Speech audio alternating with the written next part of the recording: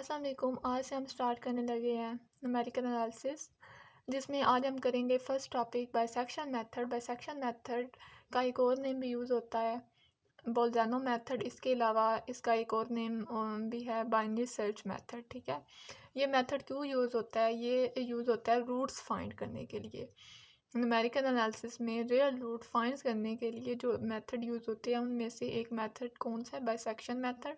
Paper में अक्सर इसका क्वेश्चन आ जाता है, पेपर वाइज ये इम्पोर्टेंट है। वो हमें क्लियरली पेपर में जब कोई क्वेश्चन आएगा तो उन्होंने वहाँ पे क्लियरली लिखा होगा कि find a root of something with the bisection method. इसके अलावा और भी 2-3 मेथड्स हैं, उनको हम वन बाय वन करके सॉल्व करेंगे, उनको सीखेंगे। का हमारा टॉपिक है बाइसेक्शन मेथड। पेपर वाइज भी ये इंपॉर्टेंट है। जब भी पेपर में क्वेश्चन आएगा तो हमारे पास ये मेंशन किया गया होगा कि आपने इस क्वेश्चन को बाइसेक्शन मेथड को यूज़ करके आपने इस फंक्शन के रूट्स निकालने हैं या समथिंग लाइक दैट।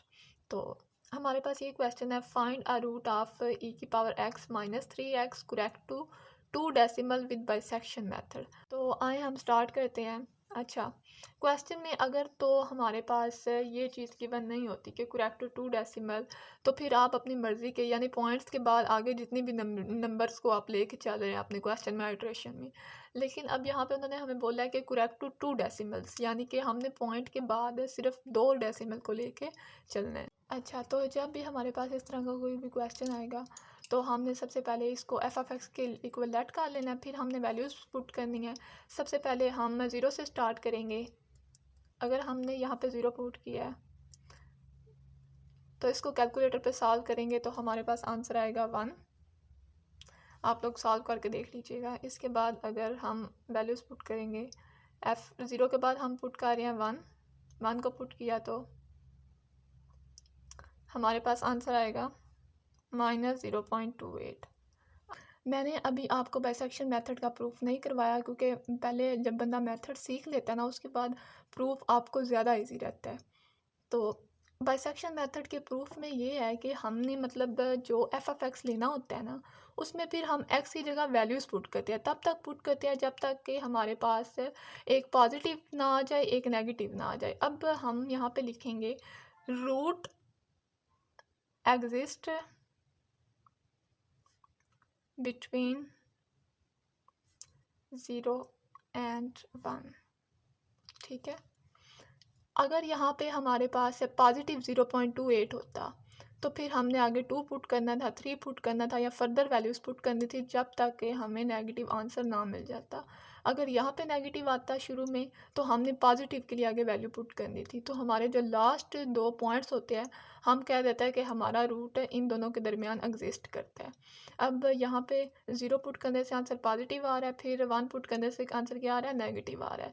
तो हम ये कहते हैं कि रूट एग्जिस्ट बिटवीन 0 एंड 1 ने ऐसे पॉइंट फाइंड करने होते हैं जिसमें हमारे पास एक पॉइंट पे आंसर पॉजिटिव आए और एक पॉइंट पे आंसर नेगेटिव आए। फिर हम कहते हैं कि रूट एग्जिस्ट करता है इन दोनों पॉइंट्स के दरमियान। तो हमने लेट कर लिया is equal to 0, b is equal to 1। इसको लेट करने के बाद हम अपना एक्स नॉट निकालेंगे। अब एक्स नॉट का फार्मूला क्या होता है? ए प्लस बी डिवाइडेड बाई 2। यानी कि सबसे पहले सीक्वेंस हम क्या लेके चल रहे हैं, हमने 2 पॉइंट्स फाइंड करने हैं जिन पे आंसर पॉजिटिव आए नेगेटिव हो। तो उसको फाइंड करने के बाद हमने ए प्लस बी डिवाइडेड बाई 2 करके उसको एक्स नॉट का नाम देना है। अगर हम यहाँ पे ये करें 0 + 1 divided by 2 is equal to 1/2, तो इसका आंसर क्या आएगा? 0.50। 2 डेसिमल तक रखना है, ठीक है, क्योंकि क्वेश्चन में क्या है? Correct to 2 decimal. अब ये चीज़ आई है हमारे पास एक्स नॉट, तो हम फाइंड करेंगे। फिर इसके बाद हमने फाइंड करना होता है F into x not. F into x not यानी कि इस चीज़ में हमने एक्स नॉट की वैल्यू पुट करनी है। यहाँ पे अगर एक्स नॉट की वैल्यू पुट करेंगे तो हमारे पास क्या आएगा? 0.50 माइनस 3 इंटू 0.50। इसको सॉल्व करेंगे तो हमारे पास आंसर आएगा 0.14, जो कि हमारे पास क्या है? पॉजिटिव आया है। तो अब हमारा नेक्स्ट स्टेप क्या होता है? यहाँ पे हमारा आंसर किस पे पॉजिटिव आया था? 0 पे आया था ना पॉजिटिव, और 1 पे आया था नेगेटिव। तो हम इस 0 को अब हमने न्यू आइट्रेशन करनी है। अब आप देख सकते हैं कि हमने एक्स नॉट यानी 0.50 इसमें पुट किया था तो हमें आंसर क्या मिला है 0.14। पहले हमने 0 पुट किया था तो हमें आंसर मिला था पॉजिटिव। अब हमने 0.50 पुट किया तो हमें क्या आंसर मिला है पॉजिटिव। इसका ये मतलब है कि अब नेक्स्ट जो आइट्रेशन है उसमें हमने ए ज़ीरो नहीं लेना बल्कि क्या लेना है 0.50, क्योंकि ये भी तो एक पॉइंट है जिसको हमने पुट किया है तो हमें पॉजिटिव आंसर मिला है। तो हमने फर्दर है उस पॉइंट को लेना होता है, ठीक है। अगर यहाँ पे हमारे पास आंसर नेगेटिव होता तो हम इस 1 की जगह लेना था हमने 0.50, लेकिन आंसर पॉजिटिव आया है तो हमने इस चीज़ को यूज़ करके अब नेक्स्ट आइट्रेशन में जो हमारे पास ए है वो हमने लेना है 0.50। ए हमने ले लिया 0.50 क्योंकि ए को इसको पुट करने से हमारे पास आंसर पॉजिटिव आ रहा था, तो हमने अपनी फर्स्ट आइट्रेशन में ए इज़ इक्वल टू 0 को रिप्लेस कर दिया ए इज़ इक्वल टू 0.50 से, और जो हमारे पास बी है and b is equal to 1, b हमारा सेम रहेगा, ठीक है। अब इस आइट्रेशन में हमने एक्स नॉट पहले फाइंड किया, अब हम क्या फाइंड करेंगे एक्स वन फाइंड करने का फार्मूला सेम वही है, सिर्फ ए और बी की वैल्यूज़ चेंज होंगी, ए प्लस बी डिवाइडेड बाई 2, ठीक है। तो इन दोनों को जब हम सॉल्व करेंगे +1 डिवाइडेड बाई 2, इसको जब हम सॉल्व करेंगे तो हमारे पास आंसर आएगा 0.75। इसके अलावा न्यूमेरिकल एनालिसिस में जब आप कैलकुलेशन कर रहे होते हैं तो आपको चाहिए कि आप अपना कैलकुलेटर जो है वो रेडियन में कन्वर्ट कर लें, इसमें गलती के चांसेस जो हैं वो कम होते हैं।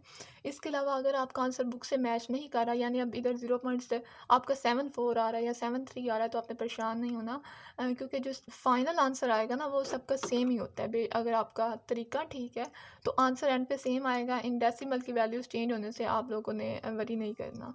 उसके बाद हमारे पास 0.75 आ गया है। अब हमारा नेक्स्ट स्टेप क्या होता था, हम क्या निकालते थे f इंटू x1, ठीक है। यानी कि अब हमने ये जो f ऑफ x है इसमें x1 की वैल्यू पुट करेंगे। x1 हमारे पास क्या था, e की पावर 0.75 माइनस 3 की पावर 3 इंटू 0.75। इसको हम सॉल्व करेंगे तो हमारे पास आंसर क्या है -0.13। अब आप लोग देख सकते हैं कि इसको पुट करने से हमारे पास आंसर क्या आया नेगेटिव। अब हम ए और बी में किसकी जगह रिप्लेस करेंगे 0.75 को, ज़ाहिर बात है 1 की जगह, क्योंकि जब हमने इधर 1 पुट किया था तो हमारे पास आंसर क्या आया था नेगेटिव आया था। इस वजह से अब हमें एक और पॉइंट मिल गया जिसको पुट करने से आंसर नेगेटिव आ गया, जो कि 1 से भी छोटा है, तो हम इसको पुट करेंगे, ठीक है। हम बाइसेक्ट कर रहे हैं, यानी कि चीज़ों को और कम कर रहे हैं। इसको हम सॉल्व करेंगे तो हमारे पास आंसर क्या आया -0.13।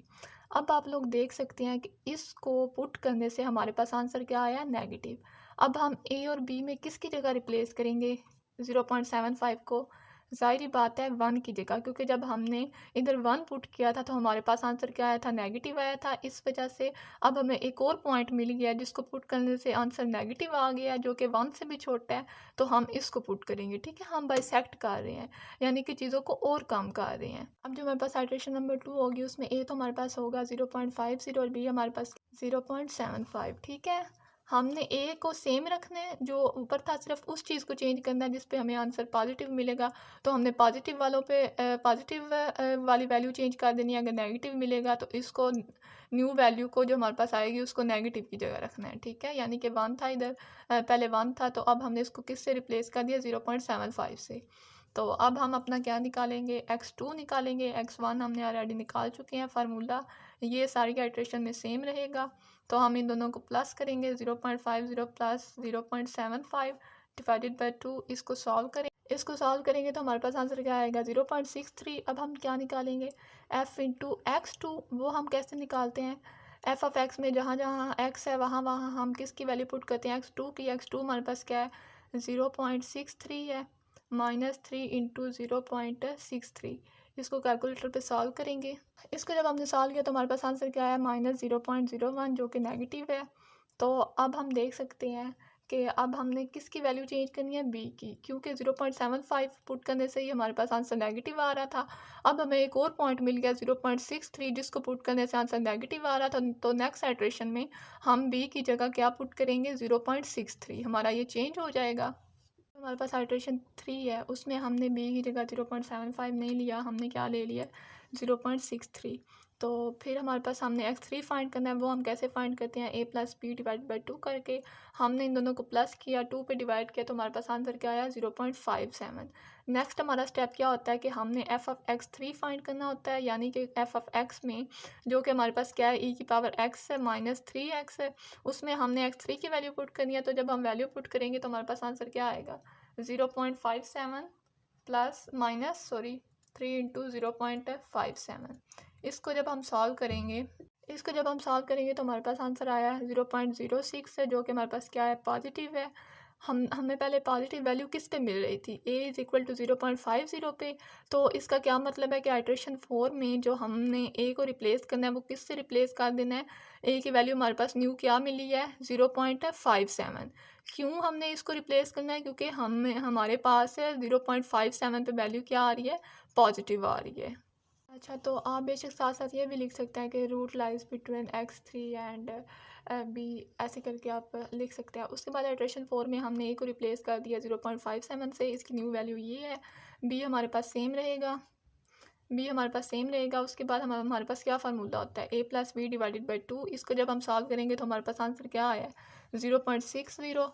f(x4) का जब हमने फाइंड किया तो हमें पता चला कि वो भी हमारे पास क्या आया पॉजिटिव आया, यानी कि हमारे पास जो आइट्रेशन 5 होगी उसमें हमने a की जगह आप क्या पुट करना है 0.60, क्योंकि इस पॉइंट पे यानी कि x4 पे देखें ना आप, x4 पे जब हम इसको f(x4) फाइंड करते हैं तो हमारे पास आंसर पॉजिटिव मिल रहा है x4 पे, तो हमारे पास नेक्स्ट पॉइंट क्या बनता है x4 ही बनता है ना a की जगह। अब आइट्रेशन 5 में हमने a की जगह क्या लिखा है 0.60, क्योंकि इस पे हमारे पास आंसर पॉजिटिव आ रहा था। b हमारे पास क्या है 0.63 है। x5 हम कैसे फाइंड करते हैं a+b डिवाइडेड बाई 2 करके, उसको सॉल्व किया हमने तो हमारे पास आंसर क्या है 0.62। f(x5) फिर हमने फाइंड करना होता है क्वेश्चन में, जहाँ जहाँ पे x है वहाँ वहाँ हमने क्या पुट कर दिया 0.62। हमारे पास फाइनल आंसर क्या बन गया 0 बन गया। ठीक है, तो अब हमारा आंसर फाइनली 0 आ गया। तो हम लिख सकते हैं 10x5 = 0.62 is root correct to 2 decimal. ठीक है, हमने रूट जो है फाइंड कर लिया, जो कि हमारे पास क्या है 0.62। अच्छा, तो हमने ये क्वेश्चन कब तक करते रहना है, जब तक हमारे पास आंसर 0 ना आ जाए। एक ये कंडीशन है और एक ये भी कंडीशन है कि हमारे पास यहाँ पे आइट्रेशन 4 में हमारे पास आंसर क्या आया था 0.02, और यहाँ पे अगर आइट्रेशन 5 में भी हमारे पास आंसर आता ना 0.02, तो हमने कह देना था कि जो हमारे पास 0.60 है ना, वो ही हमारे पास आंसर है, वो हमारा फाइनल रूट है।